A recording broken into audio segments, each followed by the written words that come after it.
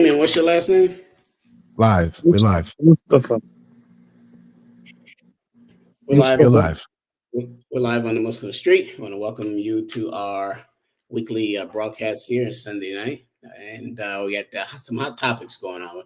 Initially, we're going to talk about the "quote unquote" terrorist attack down in New Orleans, and we use that term lightly in reference to the context of the conversation. We're going to be joined by some great guests. One, a friend to the Muslim Street, Salim Abdul Khalik, from a committee of Malcolm X in Chicago, and also Ayman Mustafa will join us in on that conversation. Before I get there, I just want to have you guys just be aware to go to themuslimstreet.com. That's at www.themuslimstreet.com. You can check us out there for our weekly articles and periodicals and hot, heavy events and activities that we report on. In addition to that, the Muslim Street, as a periodical, has a host of revolutionary thought leaders as it references anything that goes on in the Muslim world and all other oppressed worlds. In addition to that, you can also find us on Facebook at The Muslim Street, across all social media at The Muslim Street, on X, formerly known as Twitter, and also on YouTube. Please like and share. Want to get our subscriptions up. This is our last show as it relates to our soft launch. Next Sunday night, we will go live.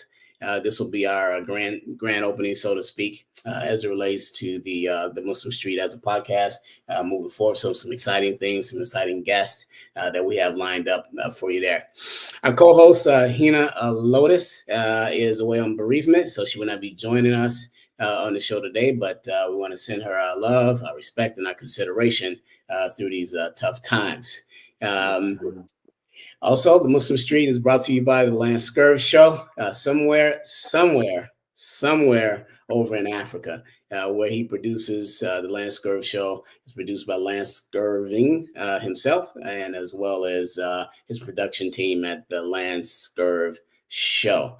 So I want to make sure that we send a shout out, Google Lance Scurv and some of the excellent work that he's done. And we want to obviously welcome him as we move into our live hard launch next week as part of the Muslim Street team.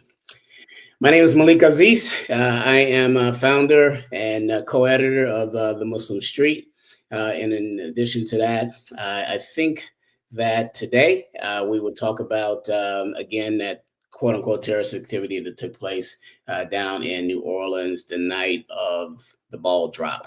Well, the ball dropped in New York, but down in New Orleans on Bourbon Street, which is known as a well-attended party place. I don't want that to go unnoticed. But we look at this in the context of asking the audience a very honest question. And the honest question is not that I'll ask you, but what you should ask yourself.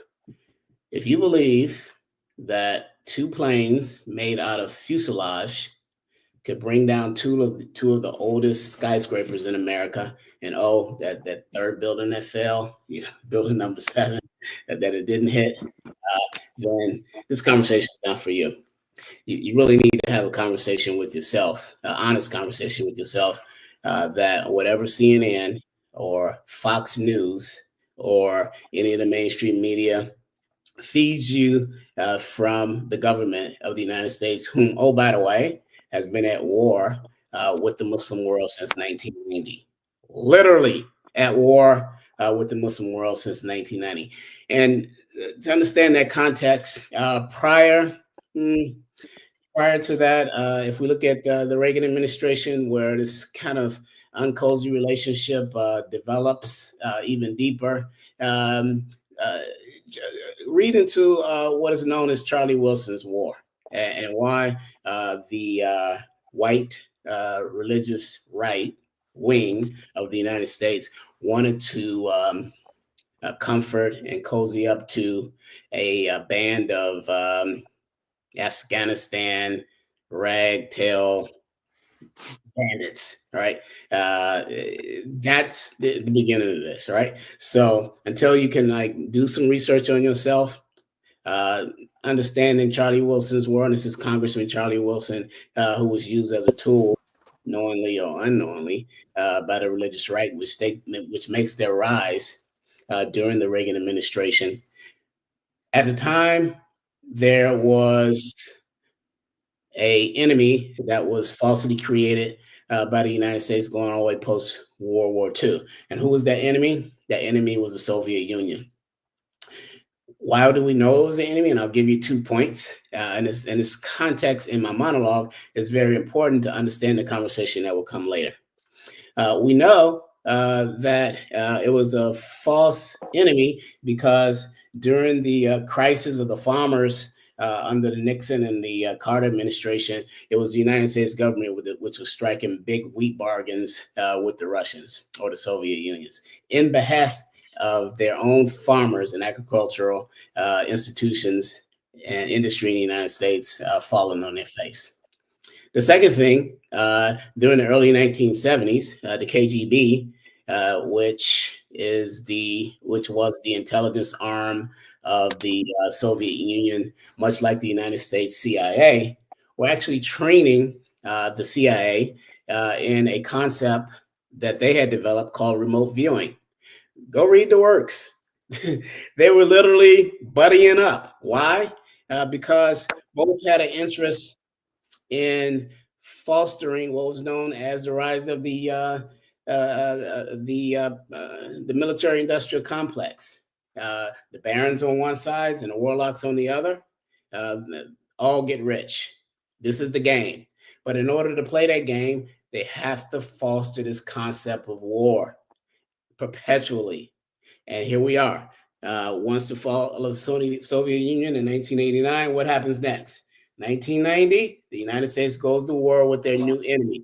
On the front of the Chicago Tribune, which is a conservative newspaper at the time, on its Sunday edition in May of 1990, it read, "Islam is the new enemy. Fall of the Soviet Union. Now the United States says, and the West says, we need a new enemy in order to foster and couch the whole right to war with people," and they chose the Muslims, and they have not stopped warring with the Muslims since 1990. Go do your research on it. This is the perpetual war. Be they Democrats or be they Republicans, it makes no difference. And it was clear, and this is the last thing I'll say on this point before I bring on our guests. And it was clear as we saw this last election, we had a Democratic representation of the Democratic Party running, a sitting vice president running for the presidency, yet the military-industrial complex rushed to our side, even in the form of their desperation of people like Dick Cheney, a neoconservative, a neocon who hates Muslims, tried to kill as many Muslims as he possibly could when he was vice president under George Bush for 2 terms.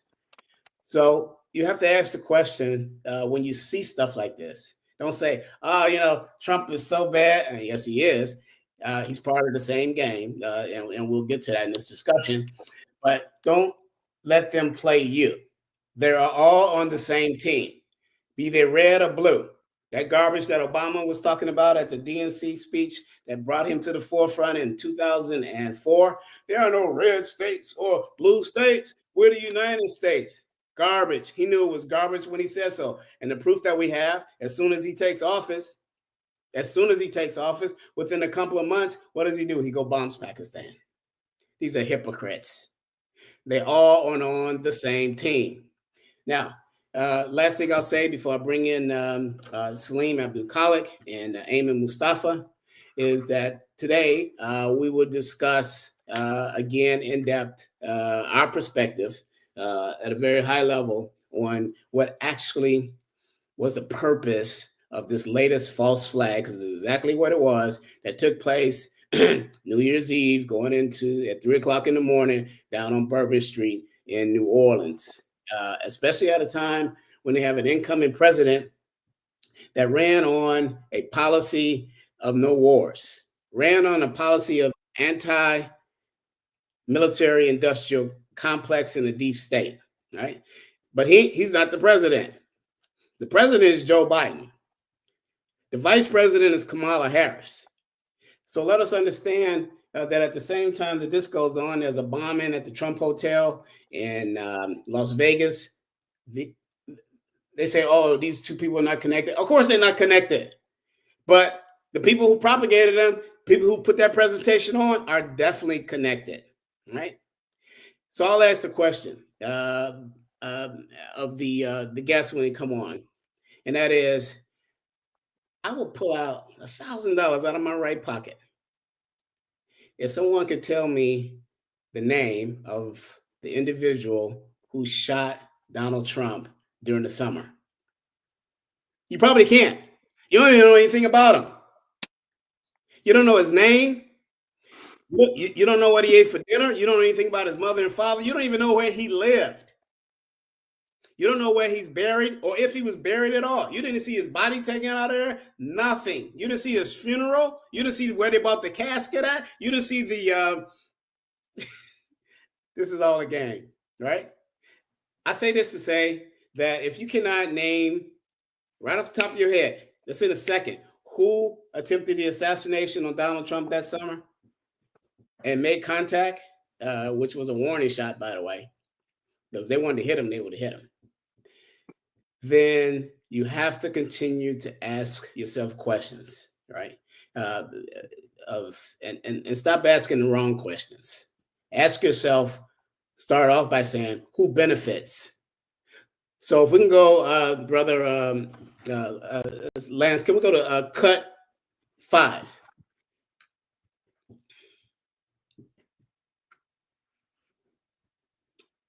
And when Lance is bringing up cut 5, give me a signal, Lance, that cut is up.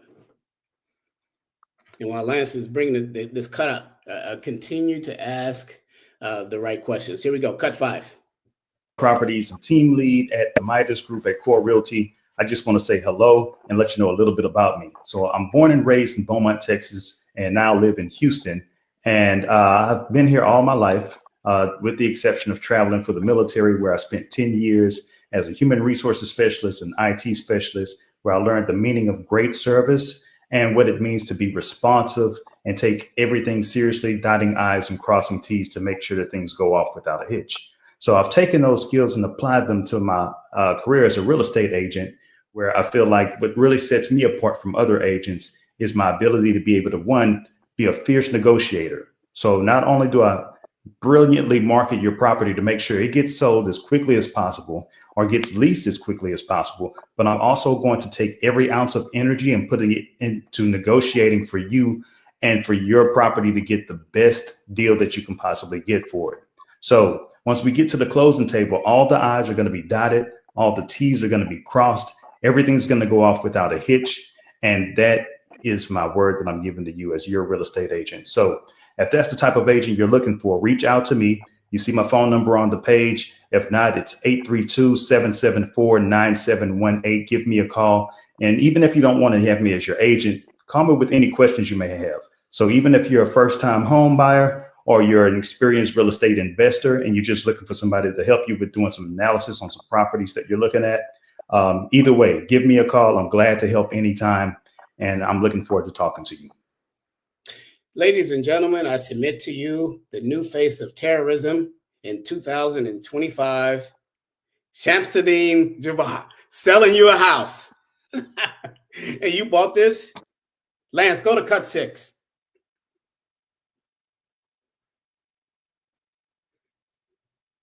And while Lance is going to cut 6, know that we just saw a businessman, a gentleman, spoke very clear. Obviously, he has some level of education.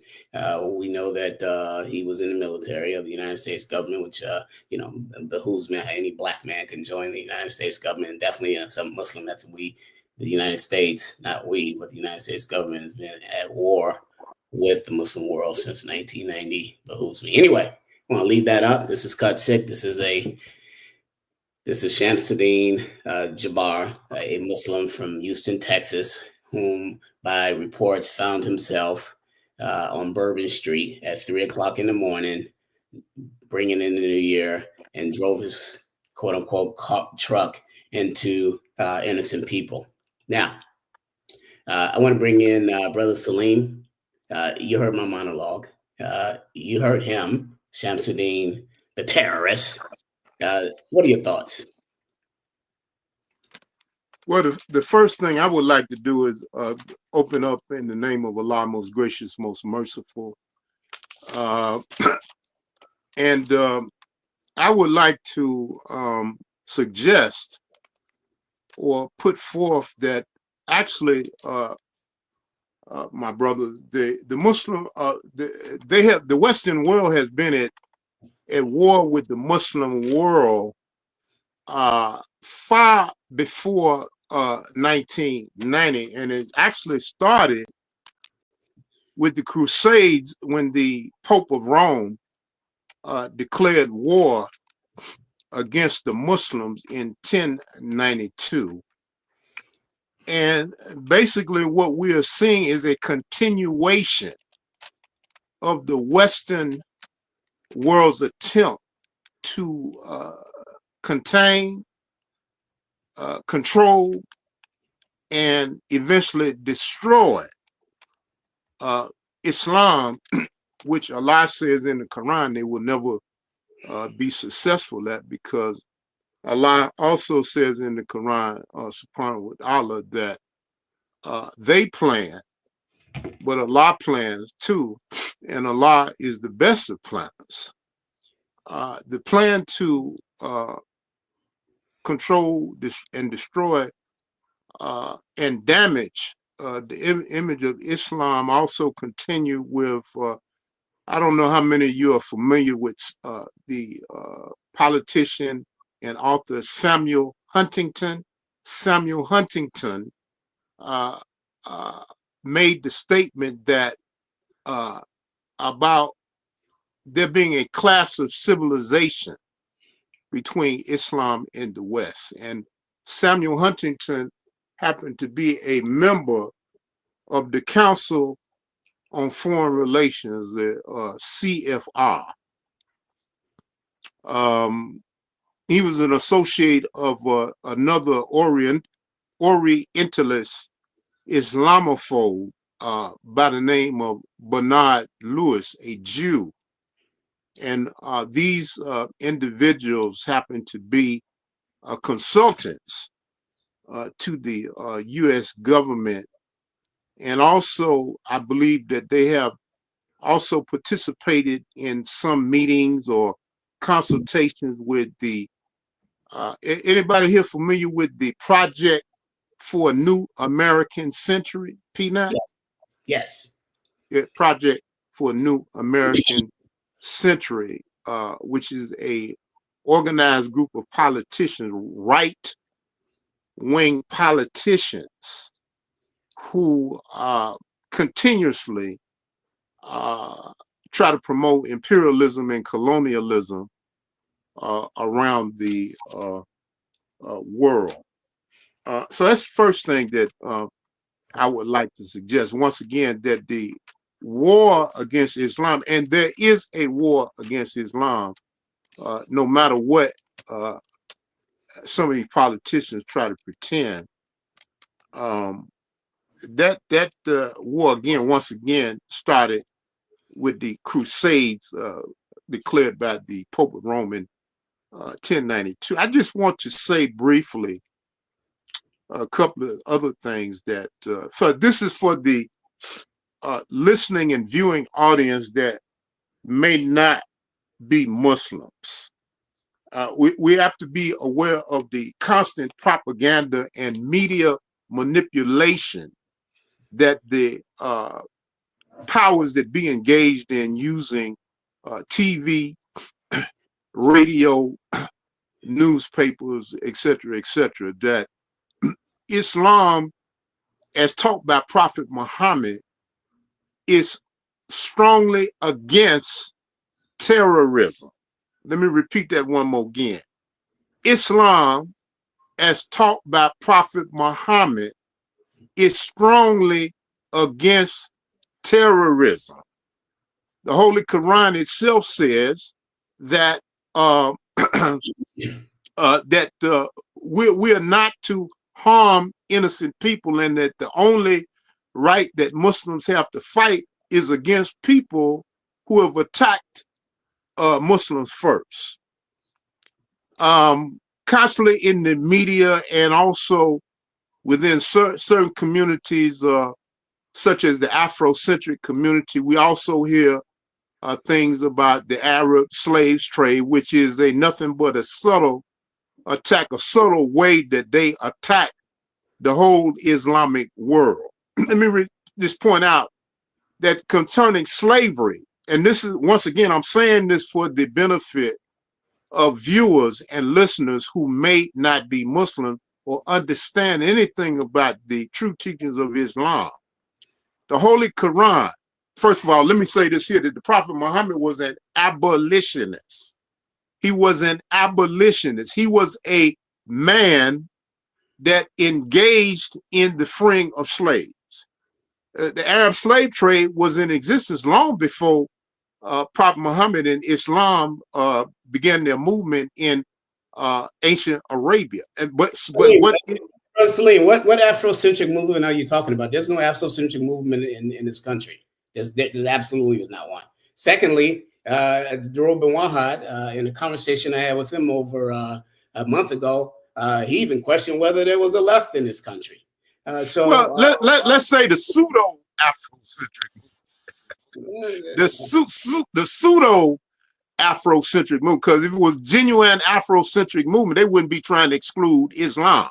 Yeah, let's go back to what happened when this false flag, and in that context, I want to move to Brother Ayman, and I preface this, Ayman. We had a scholar out of Chicago who was nationally known and war known by the name of Steve Coakley. He writes, the movement, talking about the liberation struggle worldwide for the oppressed people, the movement is in dire need of scholars. And who earn the name factologists. And factology is an academic and applied discipline that involves the systematic and rational study of events, items of information, or states of affairs existing, observed, or known to have happened, and which have been confirmed or validated such to an extent that they are considered reality, right? Ayman, I want you to speak about this false flag, these two false flags that went down on New Year's Eve, New Year's Day, one in Las Vegas at Trump Towers, and then the other, of course, down in Bourbon Street. And talk a little bit about the difference in the response from the Muslim activist intelligentsia versus what happened way back in 9/11. Well, I'm going to just say, so far it's been pretty much a fair response by the Muslim activists in terms of them disassociating with the context of the man using Islam as a reasoning. I think that the one in Las Vegas so far hasn't made out as much as they wanted it to come out to be. It looks like the New Orleans one is now the one that they're favoring to use. Also, by coincidence, it just appears, I've watched a couple of news reports that show more and more lies regarding the topic, and some of the people that went to his home and suddenly find several Qurans that are open on certain pages. Like, it just looks like it's framed. And these are things that we have to take note of, that, whoever they may be, you might have mentioned them earlier, that it could be, or likely is, government relations that come up with these ideas. But they're not doing a good job. It looks very easy that this does not add up. Even his excuse of this is a fight between believers and non-believers, it just doesn't add up. And I think so far it's not looking good. The effort, people are not buying into it. Unfortunately, we do have a lot of people who are not fully aware, and I appreciate the fact that we're trying to bring awareness to the public about these things. It really would be helpful. I hope that it answered part of what you asked. Yeah, I think, yeah. Could I say add something else to that? I think people need to understand from history.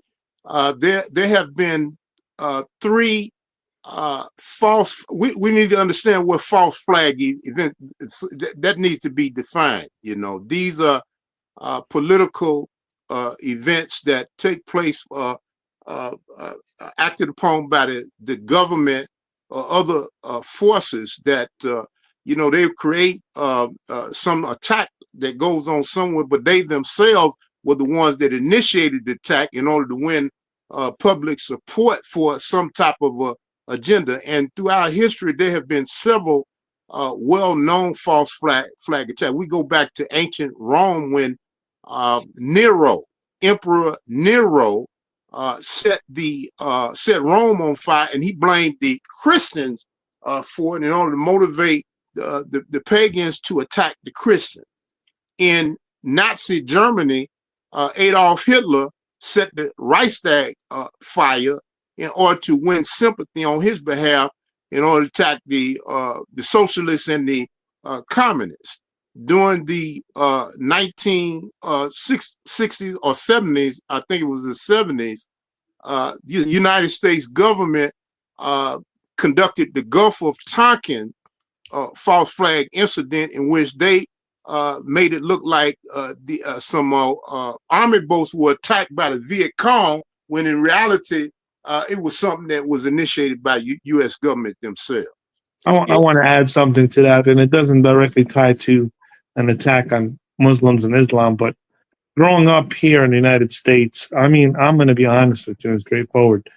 The government and the media, even as a child in the 80s and 90s, I mean, they put a false flag about the African American community throughout my childhood, throughout my growing up. So why wouldn't they put a false flag about Muslims and Islam? They put a false flag about Black Americans throughout the last several centuries and decades. And it's just horrible that they try to put this flag up to make people look bad. They did it with the Black Panthers. I mean, am I wrong about that? I mean, I don't see why we're shocked or why we're surprised. But once again, I'm glad that we're trying to bring awareness to the viewers, to the listeners, that these things do happen, and it's becoming more and more obvious what they are. Yeah, the context of that question, and I want to thank both of you for addressing that from different perspectives, is that September 2001, September 11, 2001, a week later, these conversations that we're having right now, there was no space for that. The United States government, through that false flag, number 4, Brother Salim, that happened in New York City with the Twin Towers, they were able to get Muslims in line from we're not terrorists, we love everybody. The Quran says terrorism is this, the Prophet said this is exactly what they want. When in fact, they're the biggest terrorists in the history of the world. We over and over again, we've seen this, and we can go from 12 attempted assassinations on Fidel Castro during the beginning of the Cuban Revolution by CIA and other assets. We can go through terrorist activities throughout Africa, from the Year of Africa in 1960, moving forward, where Africa was burgeoning for Pan-African unity across that conference, across the Congress, with a Pan-Arab unity, with the assassination of Patrice Lumumba, with the overthrow of Kwame Nkrumah in Ghana, so on and so on. The assassination of Amilcar Cabral. These are terrorists. Louis Tackwood infiltrated the Black Panther Party, and he wrote a book called The Glass House Tapes, in which he explained how the police agents infiltrated organizations, carried out false flag attacks in order to bring the authorities down on the heads of the Black militant or organization. That's a book that needs to be obtained. I like to point also to 2 other books. William Cooper's book, The Pale Horse, is considered to be a book written by conspiracy theorists. But I would ask the question, if you don't believe that there are conspiracy, if you call everything a conspiracy theory, then what are you, a coincidence theorist? Get that book, The Pale Horse, written by William Cooper. And also, I like to cite this book right that I have right here. This is a book here is called The Body of Secrets by James Bamford. And he documents in this book how the Project for a New American Century and certain military experts had set up false plans, false flag operations against Cuba. He actually says in the book that the military experts had planned false flag attacks to blame Cuba, and what they would do, they would take airplanes and run it into buildings in Miami, Florida. And they went to President Kennedy with this plan, and fortunately, President Kennedy turned them down, which also made him an enemy in the eyes of the military. So get this book, Body of Secret. He goes into detail about the nefarious activities and skullduggeries of the United States government. Good point, Brother Salim. Thank you for that information. And we'll make a post on the Muslim Street of those little resources that are cited, because it's important that our people read. In the context of, I'll take a shift here, in the context of our scholar, Steve Coakley, factology is an academic and applied discipline that involves a systematic and rational study of events. And again, let me take a pause here. You're listening to the Muslim Street weekly podcast. We are with Salim Abdul Khalik from Chicago, and also Ayman Mustafa is on with us, and we're discussing the false flag events that happened on New Year's Day. Now, the shift is this, Brother Salim, and please, Ayman, chime in. I pointed out that the conversation that we're having right now, in the context of what has been exposed to even the ruling class as a fake media, right? That's not like a strange word to tell or term to say to people now, where 15 years ago, right? So they have done some of the work for us in order that the people will listen more clearly and easily, right? So with that shift, with the shift in the context of Steve's words, the factologist is now revered. The scholar is being respected again, where he had laid dormant for such a long time in the face of Western propaganda and oppression. Salim, talk about the new Pied Piper, if you will, the new spokespeople, the new revolutionary whose voices must be heard, especially in this dire time, as the military-industrial complex, who won't go away because Donald Trump said he ain't going to war. All right, they not laying down that easy, and the Muslims are the easy target. This is the understanding. Salim, can you speak to that? Well, the only thing that I can say in response to that, good brother, is that for over 30 years here in Chicago, I have been trying to revive and keep alive the political, social, and spiritual philosophy of Al-Hajj Malik Shabazz. Because I feel personally that all the modern day leaders that came to us, especially among the Muslims, that he has best articulated and was able to understand the those things necessary, to uplift the masses and bring them into a militant and revolutionary mind state. I feel personally that after the death of Malcolm X, the assassination of Malcolm X, that was a blow that set the Black race and the quest for militancy and revolutionary activity. I feel it set us back 100 years. That's my personal feeling. And I feel that the Muslim community in particular has dropped the ball on Malcolm X. After 1975, in the Muslim community, we saw Muslims picking up the American flag, celebrating the 4th of July, and in involving themselves in things, calling themselves Democrats and Republicans, something that Brother Malcolm would be diametrically opposed to, my brother. There was a counter-revolution. There was counter-revolutionary action against what Malcolm stood for. And I feel that on the basis that Muslims dropped the ball or either did not understand or appreciate what he represented, I believe that accounts for the hole that we have sunk in today. We are in a sunken place today as Muslims when it comes to understanding our obligation and responsibility to be stand-up revolutionaries like Malcolm and before him, Prophet Muhammad and the Sahaba. Thank you very much. Amen. Dr. Anderson Thompson of the African community in Chicago, prior to his death, I met with him. He was able to be in an audience to a speech that I gave at Operation Push in 2007 on my return from Sudan, where I attacked the Western ruling class of attempting to split that country in half in order to take their resources in the South, oil in the South, and create political disruption in the North, in which they did in 2011 under Obama. They made that successful cross-party. They made that successful. Now, Dr. Anderson Thompson writes that we need more activist scholars, more than ever.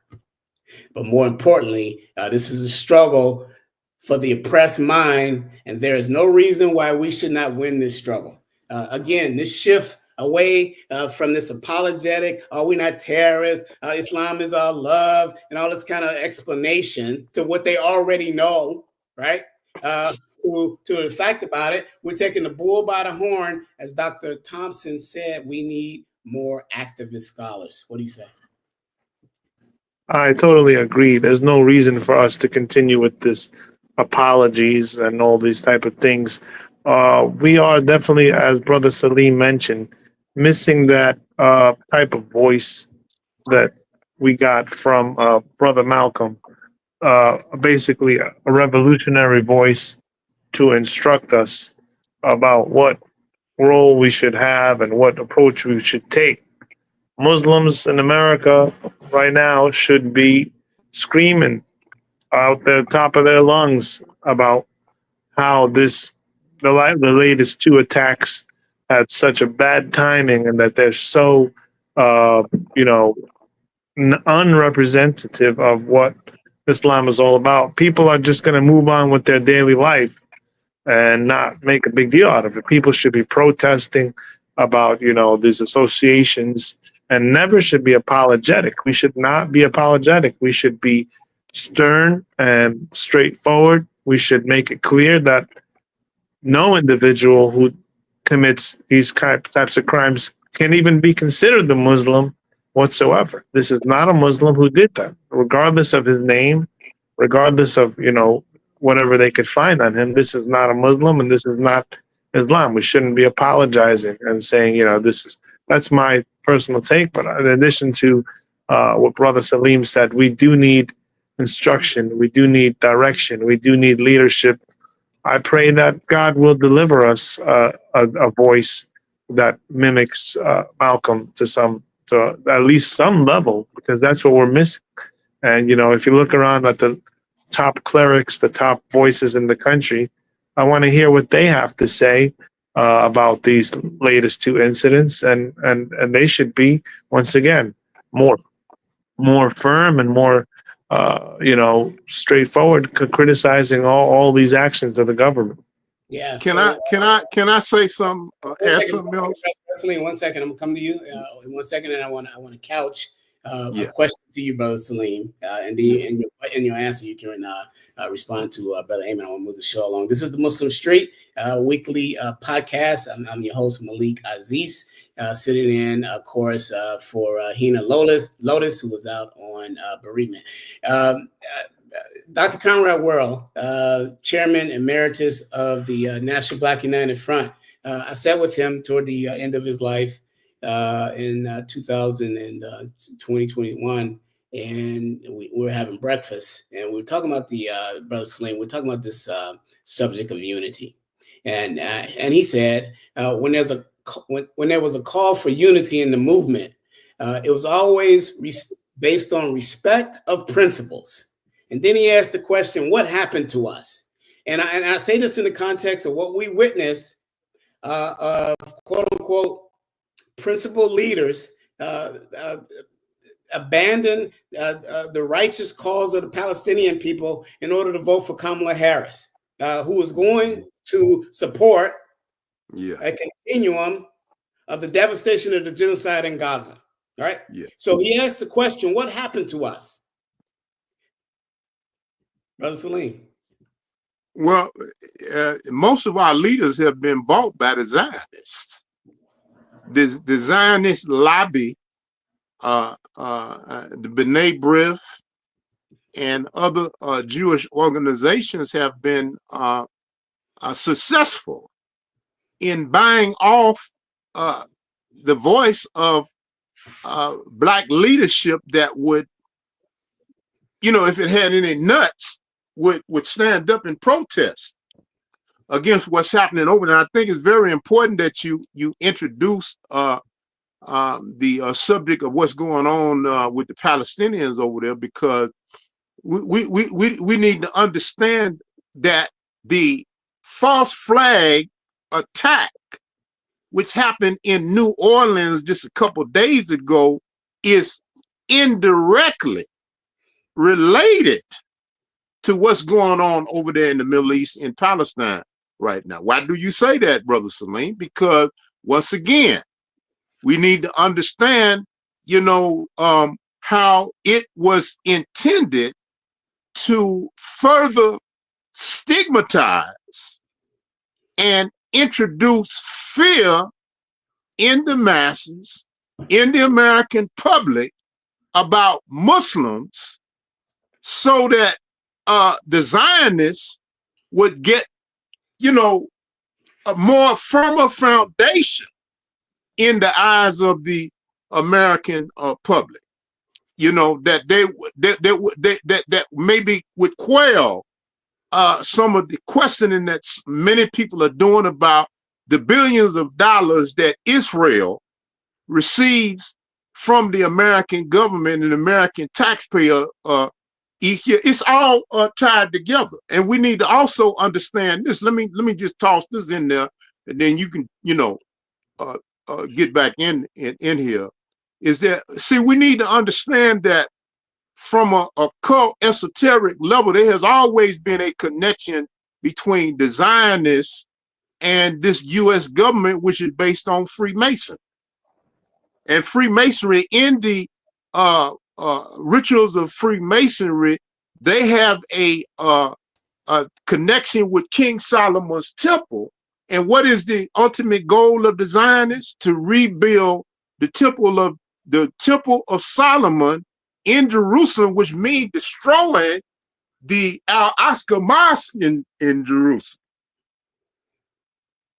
So, Brother Ayman, Salim mentioned this political lobby that's in Washington, D.C., AIPAC and others throwing billions of dollars around to control U.S. politicians. We saw Benjamin Netanyahu, who's a war criminal, come to the quote-unquote hallowed halls of Congress and give a speech. And he got umpteen amounts of standing ovations from U.S. Congress people, both male and female, on both sides of the aisle. I want you to, Ayman, I want you to respond to something. When I asked Brother Salim, what's wrong with us? We know this enemy, right? the enemy of oppression, the enemy of freedom, the enemy of liberation, the enemy of women's rights. Women didn't get their rights in this country until 125 years ago. This is despicable. I was sitting in a meeting of some middle of the road immigrant Muslim group who asked me to sit on their board back in 2011 or 12 or something like that. We had a big ICNA conference in Chicago in a off meeting, and probably about 40, 45 of them were in the meeting. Everybody had a chance to speak. And when it came to my chance to speak, I opened up by saying that they were interested in putting together a political action committee. I said to them that if you're interested in putting together a political action committee, irrespective of their conclusions and their political philosophy, AIPAC would be a great model. And what I meant by that, and I said that AIPAC controls the Congressional Black Caucus. That was 2012. As I was saying that, a member of the Congressional Black Caucus walked in. He was a Muslim. His name was Keith Ellison, who now is the Attorney General of the state of Minnesota. Keith yelled me down and heckled me down in front of that whole room. The only reason why I didn't go back at him because we had only 2 Black Muslims in the room. Sitting next to me was a state representative from Michigan who would futuristically be known as a member of the quote unquote squad, Rashida Tlaib, who's now a congressman out of Michigan. After I said what I said, Keith Ellison, a sitting congressperson and a member of the Congressional Black Caucus, who yelled me down. That's not true, Malik. That's not true. It is true. All you got to do is look at their voting record on Israel. Every single last one of them, including Andre Carson out of Indianapolis, who's a Muslim. Yeah. Now, hold on. So Eamon, in this confrontation, me, an activist, scholar, and a revolutionary, in the context of Brother Satch of the Illinois chapter of the Black Panther Party under Chairman Fred Hampton, said this: I'm not here to overthrow a government. I'm simply here to heighten the contradiction. All right. And then the people will decide. Once they're informed of the contradiction, they will respond. Right. Now, Keith Ellison heckled me. Rashida Tlaib whispers to me, Malik, you're 100% right. Right. Now, she knew, and Keith Ellison knew too, that the Congressional Black Caucus, the whole lot of them are on the take. Congress is on the take of the United States government. It is our duty to call them out, and we can't whisper around this. Eamon, can you respond to that? I agree with you. I mean, I have concerns with even the members of the squad. I'm concerned about Ilhan Omar. Some of her takes are wild, and I feel like I don't fully trust her. But I do agree with you on the same thing about Keith Ellison. I mean, but I want to go back to a few of the points as well regarding, this control by the AIPAC and by Netanyahu. I mean, it's very obvious and clear that everybody's under that control, and they're concerned about their careers, and they're concerned about the benefits that they have, whether it be money, whether it be favors, whether it be all that. These are the things that we have to be understanding of. That's why they're doing it.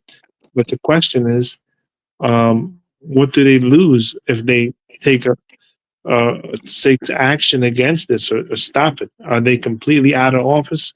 Are they finished for life? We saw what happened to brother Jamal Bowman. They brought somebody against him and they got him out quickly. So, I mean, I'm not going to sit there and defend any of their actions. I feel like you should risk your career. You should risk your life.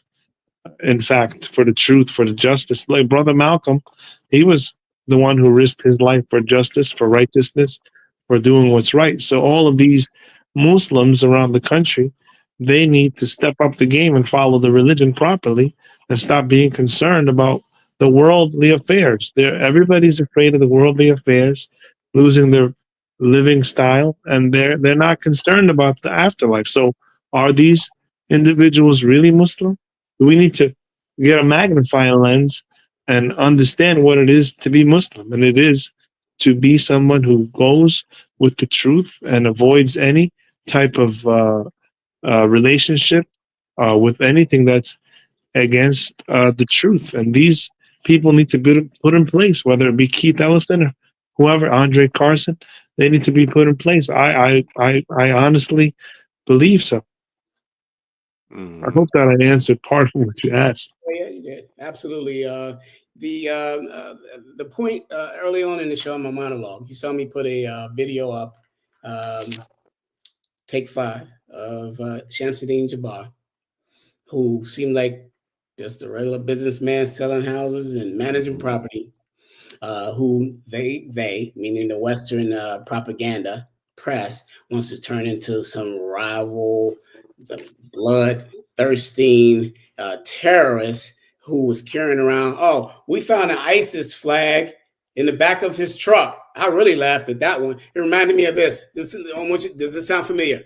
Oh, when those planes hit towers, we found 3 or 4 days later, or even a week later, we found a passport of Muhammad Atta on the ground at 9/11. But Brother Malik, get this part though. Get this part. Shahid Bosa, you familiar with Shahid Bosa? No, tell us about him.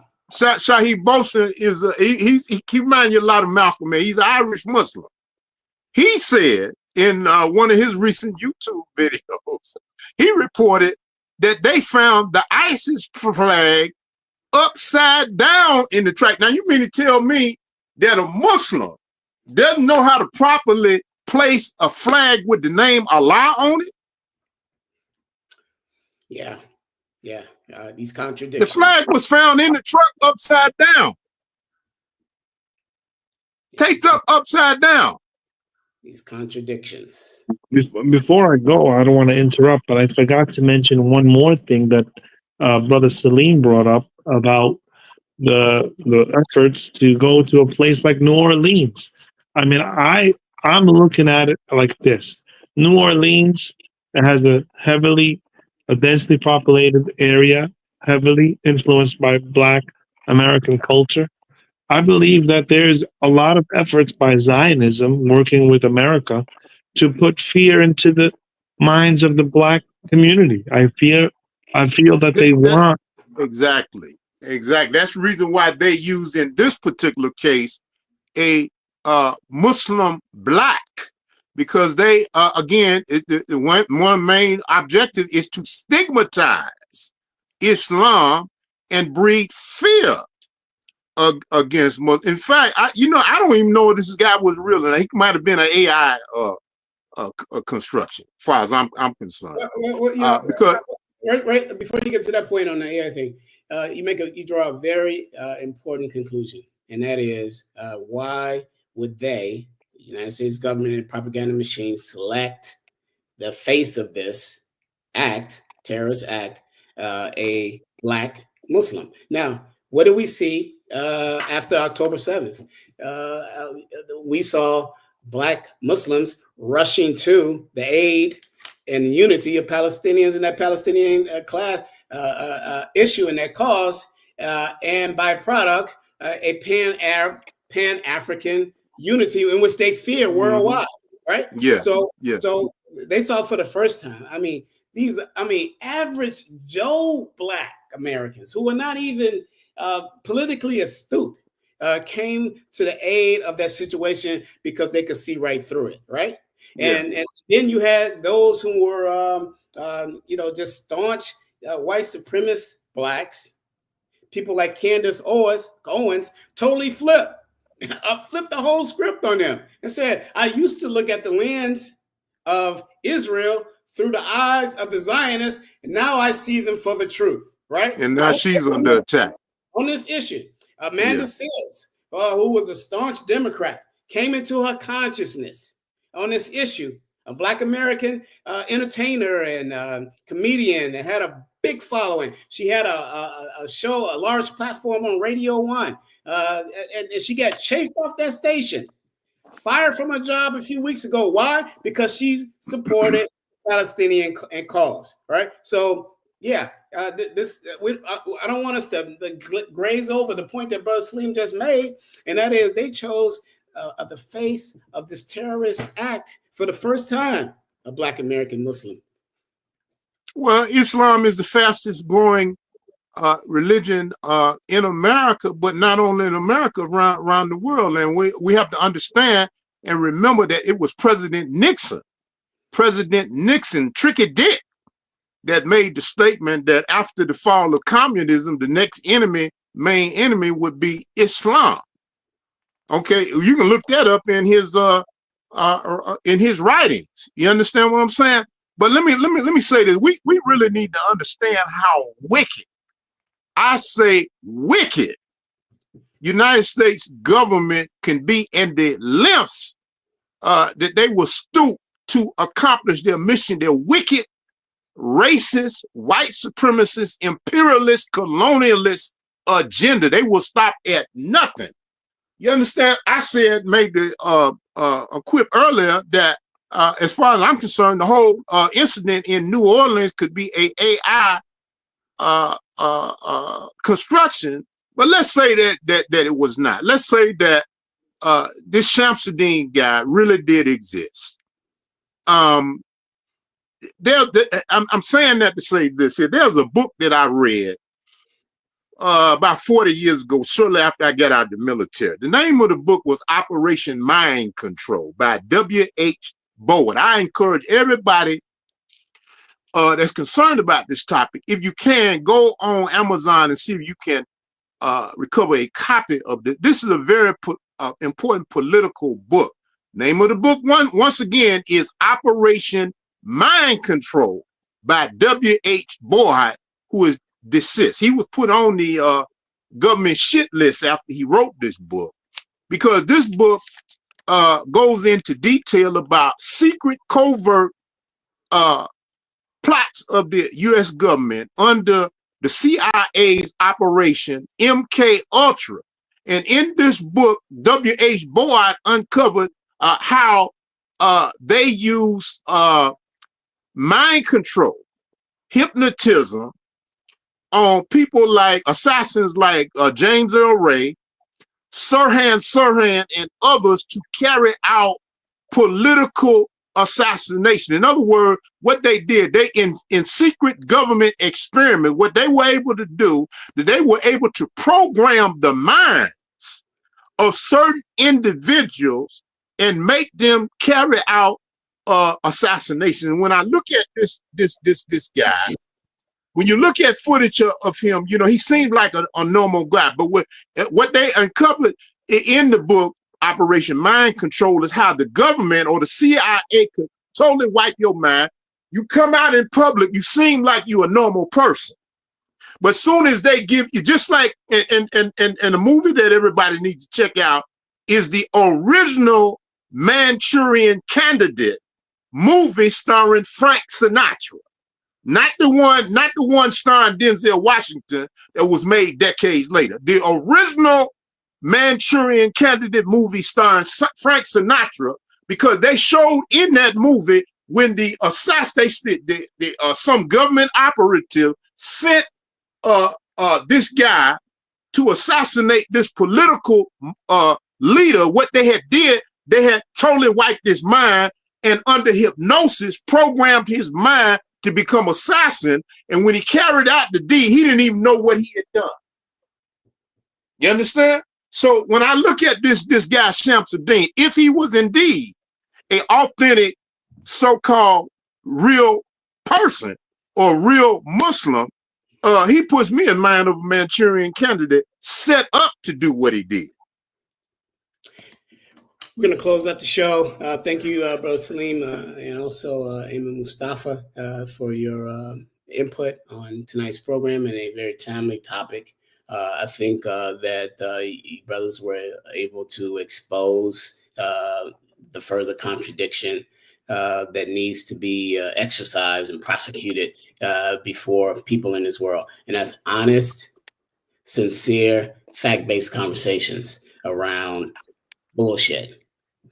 The perpetration of war and the millions upon millions of lives that the United States government has waged against Muslims since the first Bush administration has to be continued to be discussed in this context. And the last thing I'll say before we close out, I asked a question when I opened up this show. And I was submitted by our producer, the Lance Scurv show in the background, that no one has answered this question yet. They couldn't even have the mindset even to Google it and find the answer. But the question was, I had $1,000 in my right pocket, and I asked the question, can you tell me the name of the person who attempted to assassinate Donald Trump and hit his ear? And nobody could answer it. His name is Thomas Matthew Crooks, and that's all you know about him. You ain't seen his funeral. You haven't seen who he dated. You don't know what he ate. You don't know where he lived. You don't know anything about his parents. You don't know anything about his cousins, where he went to school at. You don't know nothing. And the reason why you don't know nothing goes back to what our brother Steve Coakley said. Factologists. This is the basis of the Muslim Street, and we will continue to heighten the contradiction. I want to thank you and urge you to go to the Muslim Street and find us at www.muslimstreet.com. You can also support us by sharing and liking and subscribing to us on YouTube, and you can find us across Facebook as well as X, formerly known as Twitter, at the Muslim Street. We will contain these the soft launch. This is our last soft launch. Next week, please join us for a hard-hitting show. This will be at the launch, the official launch of the Muslim Street. Again, I want to thank Salim Abdul Khalik out of Chicago, Malcolm X Coalition, as well as Ayman Mustafa for joining us again. See you next week. Alaikum. Well,